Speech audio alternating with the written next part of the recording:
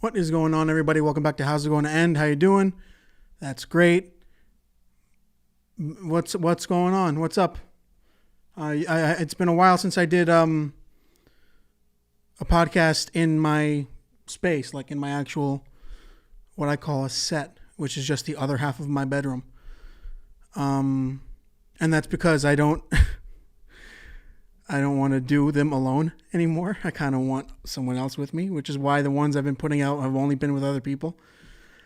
You know, I don't know. I don't think anybody really cares to hear me speak alone. Maybe that's underselling me. Maybe that's kind of like hitting it right on the nose, and some of you are like, yes, absolutely. When's the guest coming? I do have a guest today, a very special guest today. I have the director of Studio 666, the new horror movie from the Foo Fighters, you know? I saw it at the Alamo last week, and I really, really liked it, and I reached out to him on Instagram, and it worked out, and he said yes, and we talked for a little over half an hour, and it was so fun to get the insights and specifically insights from him, because he's worked on so many of my favorite projects and like MacGruber and a bunch of other things there. He's just one of those filmmakers that it was a genuine pleasure to talk to. But yeah, I thought I'd do a little intro into that, just to say, you know, to kind of remark on, I think last week today, or maybe tomorrow, I hit 5 years doing my, I got this fucking bitch in my eye. Get out. 5 years of doing this like profile, this like, you know, this persona of me on Instagram. I started the page, and it's pretty wild. I made a video about it, just about how appreciative I am and how grateful I am. And I guess I wanted to add a little extra thanks in the beginning of this, just because I feel like there's an extra bit of appreciation and gratitude towards the people that come by to watch the podcast or to listen to the podcast or just go to the links and they follow the links. Doesn't happen very often. You'd think with a page with 55,000 followers, more people would do that, but they don't. So to the people that do, genuinely fucking thank you. Thank you for doing this. It means a lot. If you're listening to this right now, you're fucking cool. That's really cool of you. Yeah. 5 fucking years. I was looking through old, like, the way that my page has progressed, the way it's evolved over 5 years. And then I went to look at videos of me and pictures of me just getting into college when I basically started this. I started this my second semester of college, of my freshman year. And it's fucking wild. It's wild seeing how it's grown. It's genuinely fucking insane to think, you know, 100,000 followers, or just, you know, people that check out my stuff. The growth is insane to me. It's unbelievable. So I don't want it to seem like I'm unappreciative if I don't even bring it up. You know what I mean? Part of me is like, no one gives a shit about your accomplishments. You know what I mean? Even if this is an accomplishment, no one cares. Don't talk about it. But then the other part of me is like, that's me kind of trying to dim the importance of something like this. Because there's part of me that thinks, who gives a shit? It's intangible. None of it's real. Then there's the other part of me that's like, hey man, it's a significant amount of people who are stopping by, you know, and that matters as much as you also think it doesn't matter at all. So yeah, I'm going to be doing more of these. I have to. I need to be, what's the word? What's that word I always say? I have to be that I never am, consistent. But I will be. You know, the 7th promise is always the promise that comes through. We're going to do something with Batman. I have to talk to somebody about the Batman. I saw it. I'm seeing it again in a couple hours. And it was great. I loved it. I truly, truly loved it. But I need to see it a couple more times to really kind of pinpoint specific things that really get to me. But yeah, it was really good to talk with BJ McDonnell, the director of Studio 666. I'm gonna have that come up in a second. Follow him on Instagram, on Twitter, BJ McDonnell. I'll also put it on the screen, or check the podcast out on YouTube. You can watch the interview there. But yeah, man, another thanks to you guys. It means a lot to not only that you stick around, but that you make the effort to come out to listen or watch the podcast, because this is kind of what I want to really lean into, is the podcast. So yeah, thank you. Enjoy the interview with BJ. Oh, that's so cool. You just got me so excited just now to get into a conversation with you, because there's something about, like, I've been very fortunate to talk with people through, I mean, if there's anything okay in the last couple of years, it's this idea that Zoom has somehow made it more possible to connect with people. I mean, I started this before any of this, and it was mostly just me talking, and being able to connect with people who are also fans is just the coolest thing in the world. That's awesome. Yeah, no, it's crazy how accessible people are now. It's pretty cool. Yeah. And then there's also some part of it's like, oh, some people shouldn't be able to have the chance to talk to other people. I've had a couple of those. Oh yeah. It's like, oh shit. All right, I'm gonna just do this quick thing, because I'm gonna attach this onto an intro that I'm gonna record by myself, because it's kind of insane how, like, I mean, I saw the movie at a 2:00 showing on a Tuesday, which is not, it's not going to be a packed theater or anything. No. I was the only one in my theater, and I thought that was just like a punch in the stomach almost. There's something, like, to go in with that, like what you're saying, it's like, we don't have a major studio backing this film. The film was not a big budget movie. You know what I mean? Yeah. Oh yeah.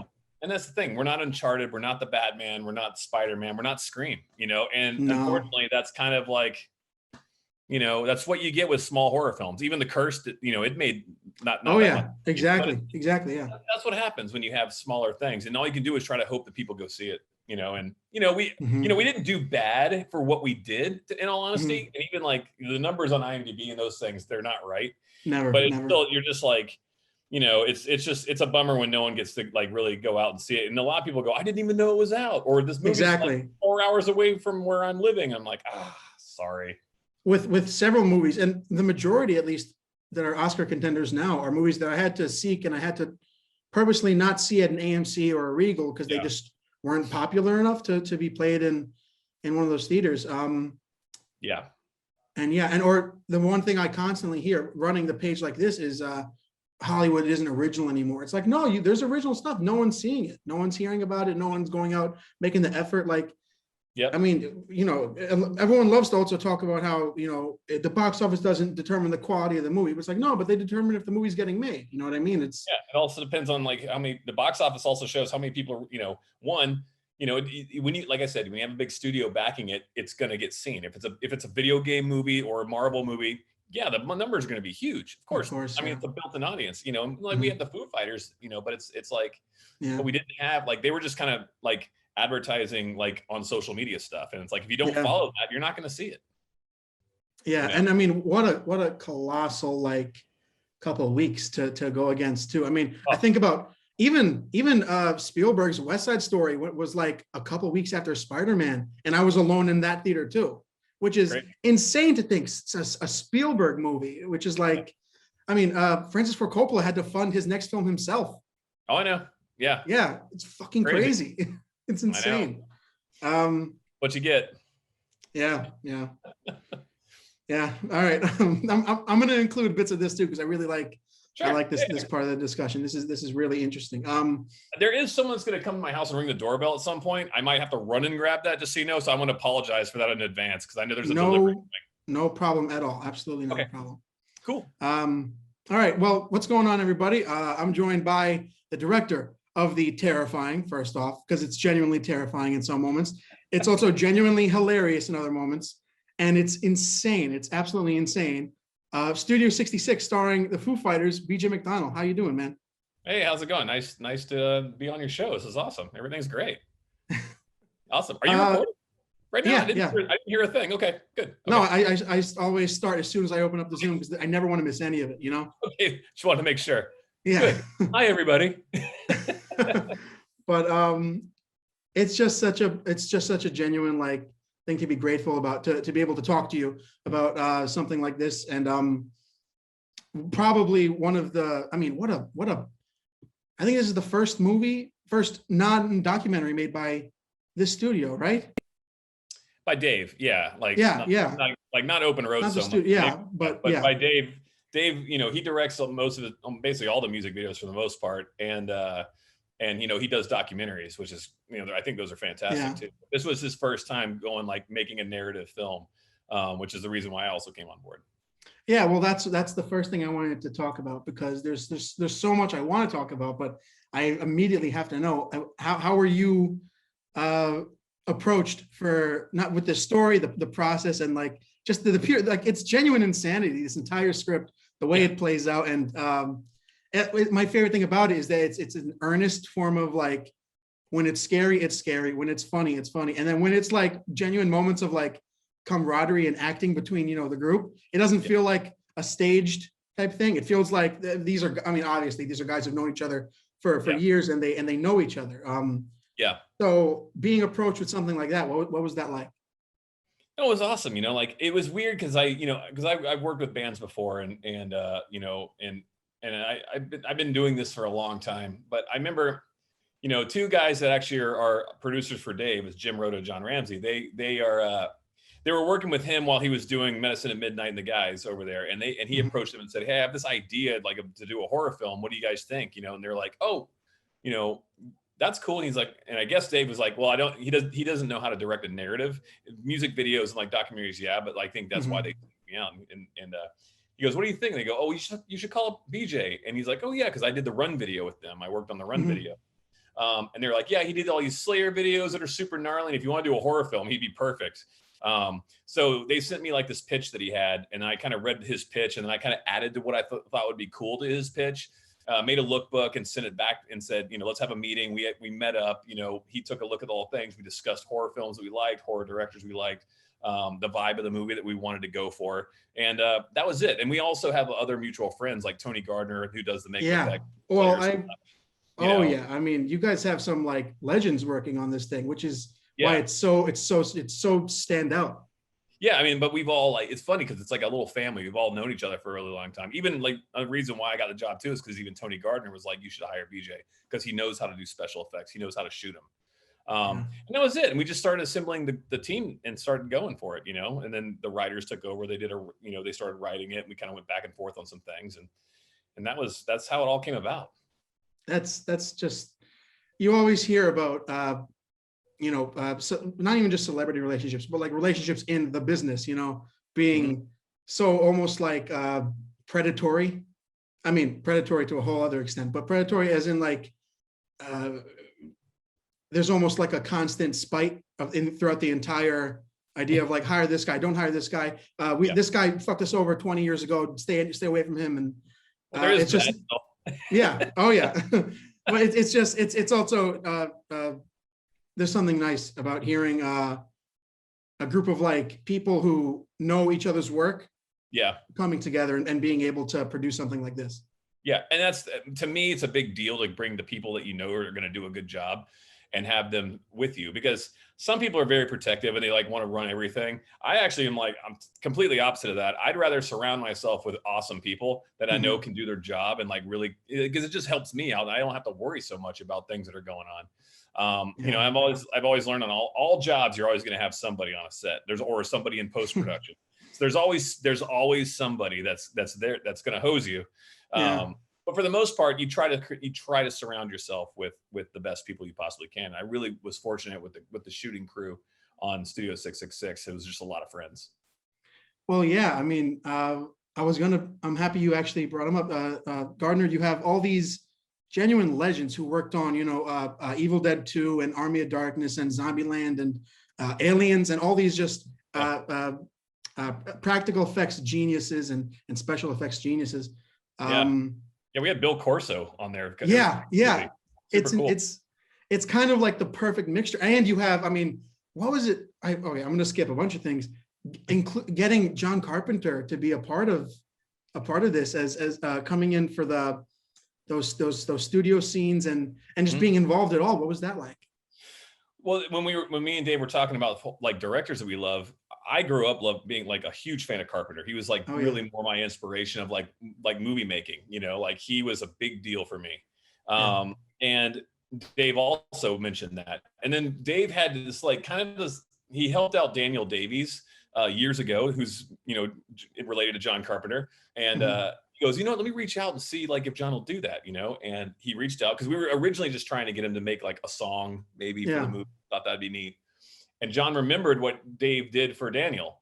And they were like, yeah, we'll definitely do that. And then we were kind of like, would you come out and be in the movie too? Like a small part, you don't have to be there all day. We'll shoot you out really quick. And he was like, yeah, I'll totally do that. So, when we got him, we were so like pumped about that because, he's a legend and he's someone I looked up to. And I know Dave looked up to for many years. There's also, that's so cool because you almost want part of me is thinking, if I could just get like almost like a blessing or a passing of one of these other legends who've made like, I have the thing up here, I have Halloween and all these other posters, and it's just to have someone like that kind of give the thumbs up and be like, yes, not only is it cool, I'll be a part of it. And it's just an interesting form of like effort being put in by an absolute legend. Yeah, it was really awesome. Like we really were pretty stoked when he did that. And then, when he did the theme song for us, we were really excited. Yeah. Like when he gave us that and was just like, it was one of those moments where you just go, oh, can't be real. And then it is, so we're really, really excited about it. And then we had Roy Mayorga, who did the score, who's the drummer for Cold and Sour. Oh, yeah. He's on tour with Ministry right now with Ministry. And he just blended his whole score with that theme song. He made it really solid and really fluid, and everything worked out because Roy gets the emotions of what's going on in the scene. And so I really loved the score that he did, and I would work with him a billion times if I could. He's so good. I saw a clip of his on Instagram using an instrument I'd never seen in my life to create this like incredibly eerie thing. And it almost like shot me back to the moment in the movie, hearing the way he pulled the sound out. And like a weird theremin thing that he had. And he has a studio that's like, there's like, at his house, he has all this cool stuff. You walk in there and you kind of fries your brain. And you're like, I don't even know how you're making this music with all this stuff. And the guy's like, he's like musically a genius. He plays everything. And, he made the whole score by himself. Like that was all done in his studio, all Roy. There was no one else that came in and did any of that. That's just pretty awesome. That's fucking insane to have something so cohesive like that. Killer. Yeah. So there's a shot in the movie. I don't want to give any insane spoilers away in hopes that maybe I'm going to put this up and some people will want to go and check it out, because even though I've always been something about that, I've always just tried not to get in the way, something like that. But something like this that I've been actively trying to like, guys, it's worth the money. Like seriously, it's an experience of a horror movie. Yeah. But there's one shot, I think I guess maybe it's in the first third. You have Will Forte in this movie, the hilarious Will Forte. I see the MacGruber poster. I did that. That's insane. I'm so excited right now. But you have him approach with a bunch of cheesesteaks showing up to the guys in the house, and there's a wide shot or an extreme wide where he's standing under a light, and it almost looks like the Exorcist poster. It is. That's exactly the nod to that. Oh, like that. We set that up to have that, like the beam of light, like coming out of the place, like shining on him. He's got the bag like the briefcase. That's so cool. I saw that. I'm like, there's too much in this movie for it to be accident. You know what I mean? That's so cool to know. Well, all right. And that's the thing with the nods. Like, I don't mind talking about that stuff because, it's fine. But like, a thing for me in a movie like this, because look, we know what we're making. We're making a movie that's a band movie. And we're making a movie that's a comedy because it's going to go to the Foo Fighters fans who want to see sort of like the same comedic music videos that we had. That's why things are so silly in the movie. And it also plays with being a band movie. But when it comes to the horror stuff, I wanted to make sure that the people, maybe not even a Foo Fighters fan, like they're going to see imagery or quick shots of things that are kind of a Easter egg, or or just images that actually they go, oh, that's from that movie, or oh, that's from that movie. That I always think that's a lot of fun when you kind of tag that stuff. We're trying to appease like so many like different audiences in this, and we had a lot of fun with it. Yeah, no, that's definitely. There's always something kind of in my mind divided about, especially when I see a horror movie, because it's such a like a genre where it's kind of almost separated from everything else, because you can make people laugh and cry, but there's something about particularly scaring people and scaring people more in a way than they just jump from something visual. There's a particular type of scary in this movie that I really enjoy. I think it comes from a look that is low budget, but not low effort looking. You know what I mean? Well, there's something. Yeah, you go. Well, like, it's funny you say that, because people like don't realize how much money you have to make a movie. This was not a big budget movie at all. Like, we didn't have like a Marvel movie budget. We didn't have like anything like that. And some people are like, oh, well, of course we have to use resources and things we have to make it work. Where I would have asked for a techno crane for certain shots, I got like a standard crane that we had to try to make work for certain things. It was that kind of a movie, but we made it work. And I think that we, like, for what it is and what we had, I think that we did a good job with it. Absolutely. I mean, because there are some moments throughout this movie where just the horror the imagery alone, it supersedes like the viewing experience. There are some seconds where like when Dave is in the basement and he's looking around and everything's going insane, and the light bulb fills with blood, something like that just like burned into my brain, because it's such a unique piece of imagery, and it's so. It's real. And not only is it being done there, but it's something that you can kind of react. And if I'm walking somewhere and I see something insane like that, it'll like stick with you, And I think that has just much more of a punch than if it was like, say you I don't know how digital stuff is done, but I mean, if anything like that, anything in the movie of like the most insane effects were done digitally, there's no way they would be as impactful, I think. And that's another thing, is like we tried to make sure we did as most of everything we could practically, because it goes in line with what we were trying to do as the nods back to 80s horror. And trying to stay away from just, okay, we'll do this digital. Like, I mean, look, we have some CG things that we had to do in the movie. But the bulbs, we created the bulbs that actually had blood that came in them, and we made those, and we blew them up, and that's the thing. It's like even the shadow people that you see in the movie, which is a nod to the fog. They have these mouths that move, and if you look real close, you see a little bit of detail. Well, we actually had people in pitch black suits on set to play those characters with LED red eyes, but we didn't have enough money to actually create a mask that was like a remote mask that had the mouths that move. We just didn't have that. We did have enough money to make one head that we shot on green screen. And we would just point the camera at, we'd make the mouth move, we'd make it scream, we do all sorts of stuff. Then we do a 3/4, we emulate those moves, and we do a profile.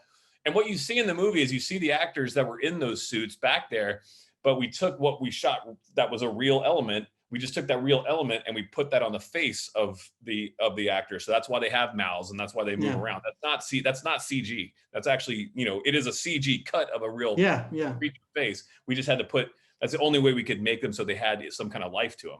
We just didn't have the money. And so that's what we did. It's a crazy mix. So like even going to that, it's like most stuff is practical. All the blood in the movie is really practical. We might have enhanced a little bit here and there. Yeah. But other than that, we used a lot. But that's the most like awe-inspiring kind of part to me, is that the way that people figure out ways to go about doing specific things like that. I mean, like if you look at 1930s movies and you see them do something that even today I would not be able to figure out how to incorporate these otherworldly things in a majorly physical way, and have it be much more impactful than if it was done to a top-notch quality digitally or something like that. Would I have loved to have had every one of those shadow people in like a full suit with like remote mouths that could move around? Yeah. Oh I mean, yeah. like the Predator, like when the mouth of the Predator opens and like that, like yeah, I mean, you dream of having those kind of effects, but when you don't have that kind of money to make a bunch of costumes that do that, you have to be creative and you have to actually like figure out a way to do it. You know, that's when I talked to Tony. I was like, well, we got these characters, but they got to have some kind of something going on. You know, so that was our solution. Was like, okay, well, we can do this and we'll just Mhm. enhance it. You know, and that's what we did. You know, and it And makes it and it comes out cool. well, that's where you get the vibe of the film. I think there's no other. It forever, sears in this specific type of monster that will forever be connected to Studio 666. That's what's so cool, because that's what also every other horror director has ever done, is Yeah. create these impressions in the fabric of the genre. Yeah, 100%. You know, I hope we get some toys made out of it. I hope NECA does it. It'd be cool to actually get those. So we'll see. Yeah, that's just it's my favorite aspect of the film, because it creates such a tangible feel of the type of film you guys made. I mean, because Yeah. there are genuine horrifying moments. I love blood and gore. I'm a big like just fan of the excessively kind of almost to a point of it being ridiculous blood and gore. Right. So like, Yeah. the wood chipper scene, and it's such a funny sight gag immediately. Yeah. Yeah. And just the constant blood flow, and then just tossing in arms like that. It's horrifying because it has that punch of like, this is so much blood and it's real and it's insane. And then it's hilarious, just that shot. And well, that's the thing. It's like we weren't trying to make like an impactful like The Witch or Hereditary or something like this. Yeah. Like we're not going for that. You know, and I think it's funny. I think some people wanted that, and they like, we're not giving you that. We're giving you old school Friday the 13th fun kills that are funny, that you can laugh at, that are like super ridiculous. And like, I mean, like seriously, he throws a limb in a wood chipper and the amount of blood is just so dumb, but we were like, no, this is the movie we're making. That's what we're going for. We're going for stupid, but it's funny. You guys got there. I'm telling you. Yeah. Some insane kills in this movie, like some types of kills that I didn't know were going to happen. Right. Until they happened. Like, I mean, the chainsaw. I love that. The editing of that alone is just so perfect, because you're like, where the fuck is Dave? What is he? He's just in a tiny ass crawl space, or is he in a closet watching them or something? And just boom, that was just. Oh yeah, dude, it's so ridiculous. it's so insane. That's what we were going for. Crazy. that scene. Funny you mentioned things that you see imagery. That was a nod to Nightmare on Elm Street. Yeah. With the Johnny Depp scene. And that was like, we were trying to like see if we could beat the amount in that. Just the pool of blood on the bed. Yeah. Yeah. That's so fucking cool. That's just also like, I would have given anything just to bring coffee to you guys for the making of that scene, just to see the mechanics of something like that happen, because you have these dummies that you chopped in half, and that final shot where it just overs to the This movie, we were just trying to like make people laugh, and we really were like, we never expected it to go to theaters like it did. We were just like, we want this movie to become a cult kind of movie for people to put on at a party when they're having a good time, and they just it's something to laugh at, and like for the Foo Fighters fans to like crack up at, and horror fans. That's what we were going for. When they said this going to theaters, we were like, okay.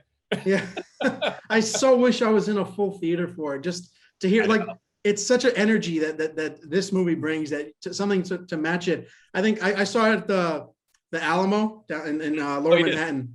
Okay. And the only person who was with me was the person who brought like my drink. And then I was like, oh, this is insane. Looking at them, they're like, yeah, I know. I watch it all day. That's pretty funny. Yeah, that's just And look, we're happy when anybody goes to see it in the theaters, but like, I think it's going to have more of a life when it goes into like streaming and sure, because it didn't go to all the theaters that everyone could just access and go to. And people didn't really know when it actually came out, like I knew because I knew what's going on, but like, I read so many comments of like, oh my God, this already came out. And then people are like, oh my God, it's 3 hours away from my house. And you're like, man, but yeah. In due time, people will get it and they'll have fun. And it's just, I am happy when I know that people actually did go support independent horror films like this one and actually went to the theater to do it. Because it's, a lot of movies need that. A lot of the smaller movies like our movie needed that. Yeah, absolutely. I mean, there's always going to be that. Well, also, I mean, just as a side note, there's a theater in Manhattan that plays only Netflix movies that just so they can We give have one them. here too. I have one. We have one by my house here in the Palisades, and it's like it used to show movies, and now it Yeah, just shows Netflix stuff. And you're like, what? yeah. Well, that's what's kind of disappointing is there's the map goes so far for digital streaming that there's almost like the opportunity to see something that would never, something even small, just like I saw a documentary that I'm hoping to find on streaming, but there's always that, you know, it's like a very thin line to find something kind of get an existing life like that. But Yeah. do you know when, if like when it will go on to? I think it's Like going that? down to South America like in the middle of this month, so they're going to get it down there like in theaters, which is cool because they didn't got it yet. You know, it had a little small run overseas, nothing crazy. I don't know when it's going to come out. Hopefully, you know, not too long. Yeah. I'm not sure. You know, like I don't know when it's going to come out. I hope, you know, I just hope people get to see it and have a good time. Yeah. I'm trying so hard to, just because um it's just one of those unique opportunities to see Yeah. something. So that's my favorite thing about the movie is that it's a pretty earnest movie. Like the scares, the funny moments. It's kind of like it doesn't have that kind of glaze of self-aware over Yeah. it that Yeah. I think if it was more cheeky with like, oh, like, you know, those self-acknowledging moments, I think it wouldn't have punched as hard as it did. Yeah, we try to make sure that we try to keep the movie in a serious tone. I might have to take the doorbell might ring in a second. No problem. But we wanted to try to make sure that the comedy played out through what the guys were saying and like letting them be funny. And we tried to shoot the thing so it was a dead serious movie, like it looked dead serious, you know, and like, you know, it's just a weird play on that. And I think it worked out really well. Yeah. Well, I mean, you have Dave Grohl deliver one of the most terrifying lines I've ever heard in a movie is, "I'll just use the marinara." Yeah, right. That's so, like, truly, it's almost like a Jack the Shining moment where he's just like puttering forward. He takes the food, he just turns and he delivers. Like, it's very much like him talking to Wendy, being like, "Idiot!" Like, it's very, yeah, it cuts through. Well, and that was like a big thing for Dave, was like The Shining, when we were talking about stuff, kind of like that whole like play on things. So it's, you know, involves the house and involves something that happened in the past. And, you know, it's like that. Oh, I'm going to take this real quick. I'll be right back. Sure. All right. Back. Sorry about that. No problem. Another line, Dave, really like what I really enjoyed also was you have a band. It's a group of people who have known each other forever. They're all so tight together that when you get to see those like kind of bust out moments, like when Dave screams, "Never say no to Dave Grohl," or "You never say no to me." You know, it's just there's also that idea that everyone, I think, has when you think of a band particularly, is the idea of like, I wonder if that kind of stuff ever really actually happens. And if it does happen, how do you feel in a moment, especially if you're thinking like, we have to get out of this house now. Dave's acting weird. We got to get out. Well, it's so funny because it's really like, because Dave is not that guy. I mean, he really, like, at all. You can feel it. He's super cool, and he's just chill, and he's easy to hang with. But I did like, when we were doing the movie, because it was you know, they're not characters, they're playing themselves. I made sure that they knew that, you know, hey, when we're doing these scenes, you know, I'll tell you what, you know, I'll remind you guys what happened before and like where your character's going, or you. Don't worry so much about reading or like figuring out like every single line you have to memorize. Like, it's more fun for you guys to play yourselves. Stay on the topic, you know, but play yourselves. And I also felt like it was important to do it that way because I feel like, you know, so many people know Dave. You know, not many people know like Taylor, or not many people know Nate, you know, or Rami. So I felt like this movie is kind of a cool way to like let the world know like who each individual person is in the band, you know, like, because it is based off who they kind of really are, you know, but in a terrible situation in our movie. So it's kind of cool because you get a taste of that, and you get to feel like you're a part of the experience of like trying to make a new album. And like watching like the frustrations of when like songs aren't going well, because I used to be in a band, and I relate to that kind of stuff. I toured, I recorded, so I get all that. And I just thought it was important for like the audience to kind of feel like they were a part of the band themselves while they're watching this thing. Yeah, well, that's a whole other insight to the movie, is that we get these. I love that moment of Dave walking through and just hearing the sound of the house and being like, "This is where we're gonna, lay all the instruments out and lay everything out in a perfect." He does the pentagram, so everything is perfectly centered and all that, and all to pay off Jeff Garland's loan sharks. Well, it was more to it than that. There was more to the cause, and Jeff had his character, his character had a little more planning. That's so funny to me. Everyone you have in this movie that's not the band, also I am such huge fans of Jeff Garland, Will Forte, Whitney Cummings, all these hilarious that they bring genuine characters for the band to react against. You know what I mean? Yeah. And Jeff Garland is. There's something I particularly love seeing him kind of like yell. There's something great about the way he just expresses like that. Yeah, it works so well, and especially as a manager or an agent for something like that, it worked really, really well. Yeah, it was fun because we knew the guys were going to improv a lot. Like that was like we knew that going in, like, and then we wanted that. So it was better for us to get other actors that are improv actors that actually could do it, like with Whitney and Jeff. Even like down to Leslie Grossman. She's really good with everything. Yeah. She's a lot of fun. I worked with her on American Horror Story, and I knew she'd be perfect for that part. Will Forte, like I said, I did MacGruber. I just called him up, and he's good. He's so good when he comes to riffing back and forth with people, and I think that was an important thing to be able to let it. I think it made the guys feel more comfortable, because now they're talking shit, and then like the actual professional actor will throw it back at them. And we had so many crazy like banter things, and it was just a fun experience to watch that go on. I think it just made the movie a lot more fun. It made it feel a lot more comfortable. There's a sense felt a little more real, Yeah, like exactly. There's so it's there's a real familiarity to everything, because sometimes there's just the feel of like, oh, these are people who maybe or maybe not knew each other before everything, right. And then now they're dropped into this house. But there really is a sense of, and I think I read this, that's the actual house that they wrote the 10th album in, right? It is, yeah. So when I was doing my meetings with Dave about the movie, they were still recording there. So I'd go there and the guys would be there, and it was funny because like instruments were kind of set up in almost a similar way in the house, but there was also like a lot of the rooms, like where the mixing board is upstairs that we actually shot at, that's exactly where it was. When I went there, that's exactly where the mixing board was. All the cables running through the house were just running all up and down the stairs. It was like a cable mess all over the place. There was like a bathroom that had like a microphone in there, so they got like some echo going in, and there'd be like another drum set in Dave's bedroom that is Dave's bedroom in the movie, but there was like another set in there and like all these guitars. So it's kind of neat walking through that and just seeing like how they were recording the album. So yeah. As soon as they got done, they moved all their stuff out. We moved all our stuff in.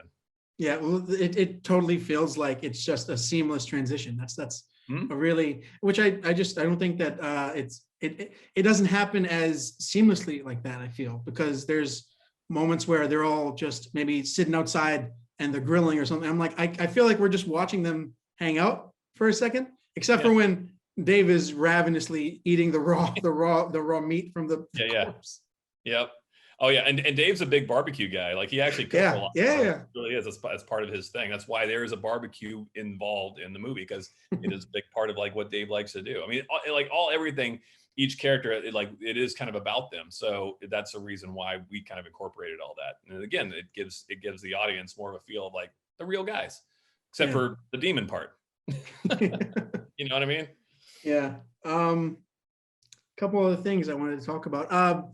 You feature in the beginning and the end one of my favorite actresses right now, who is killing it on the horror like scream queen level, is Jenna Ortega. She is just crushing it right now. I mean, with Scream, with X coming out soon. Yeah. And there's just something so, she's just, her scream is so perfectly like, if I were to think of like the definition of a scream queen from like all the way from like the 80s and 90s, is you had this whole other band. Yeah. And the Foo Fighters made the music for this band too, that's supposed to have existed already, right? Yeah. Yes. That's what was that like that story element process, like the idea of this other band has existed, because you get to create horror lore, which doesn't happen very often. You get to create a curse and a whole satanic thing. Yep. That story element, what was that like piecing together? It was crazy because originally, like I said, whenever I presented the lookbook to Dave about like what I wanted to do in the original pitch, it was one guy. It was like a singer of a band. There was no mention about like the other members of the band. And so what I presented to Dave, I said, well, why don't we have the band?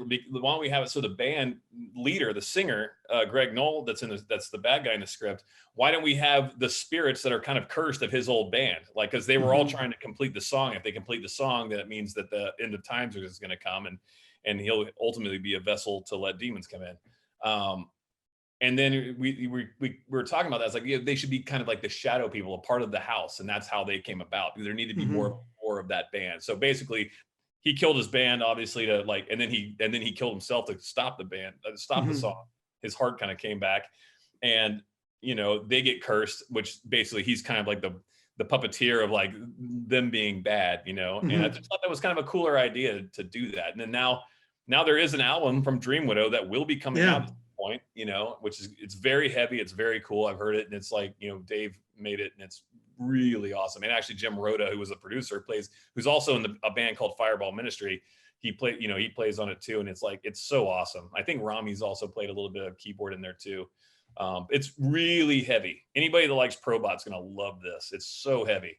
But the song in the movie was something Dave had made. Like, he just went and made the song because it had to actually have all these different kind of transitions, because it was him kind of like, the song that needed to have completion, but it's like his mind is trying to figure it all out. So it goes from like, like stoner rock to like death metal to like black metal to punk rock, back to stoner rock to an acoustic jam, back to like a 90s style rock and roll.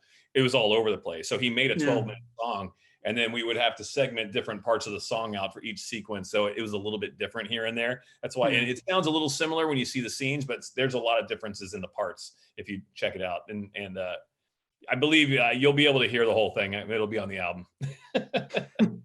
It's crazy.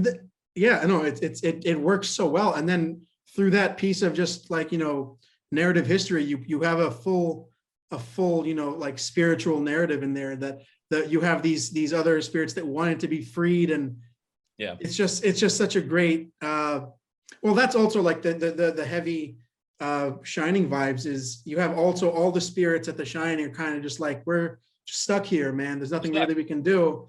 And at least now you have this out. I love the idea that the Greg Knoll, which is hilarious, had to end the curse himself. Like, he had that moment of doubt where he could just get out of it, and then he did that.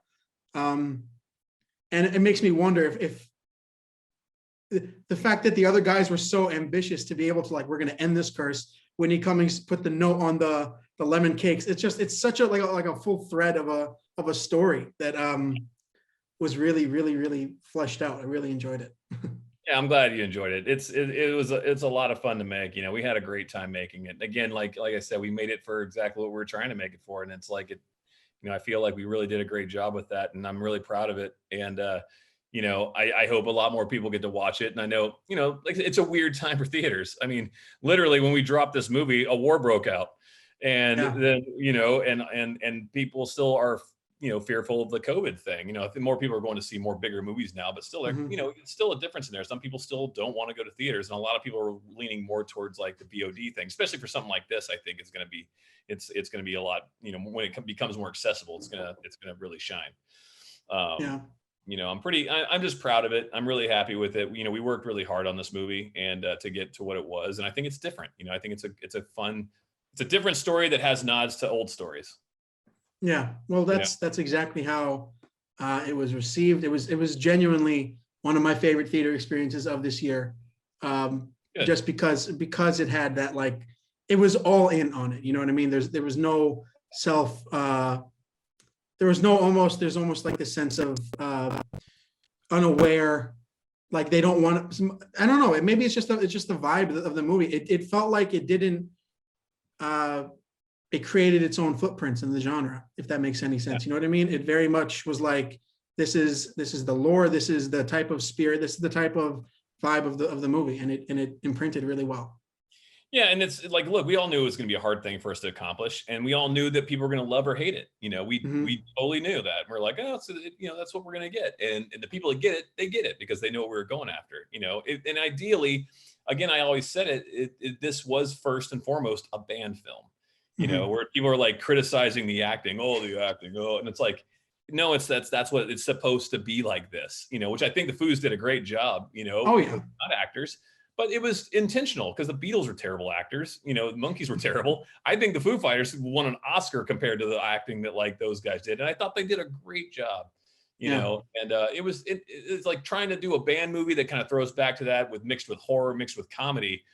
That's not an easy task to pull off. You know, and I thought A lot of bases to cover. what's that? It was a lot. You know, Yeah. Yeah. and you're never going to appease everybody, but No. you know, the people that get it, they get it. And I'm just glad when people said they had a great time watching it. And that makes me happy, you know? Well, this is the coolest opportunity ever. Thank you for letting me get the chance to just talk about. There's like I said, there's always something really cool about having the opportunity to go directly to a source, and the circumstances of our world in the last 2 years have made that possible. So, Yeah. you know, thanks for this opportunity. Yeah. 100%. Thanks for having me. And hopefully I get something next soon and we can do this again. Oh, for sure. Oh yeah.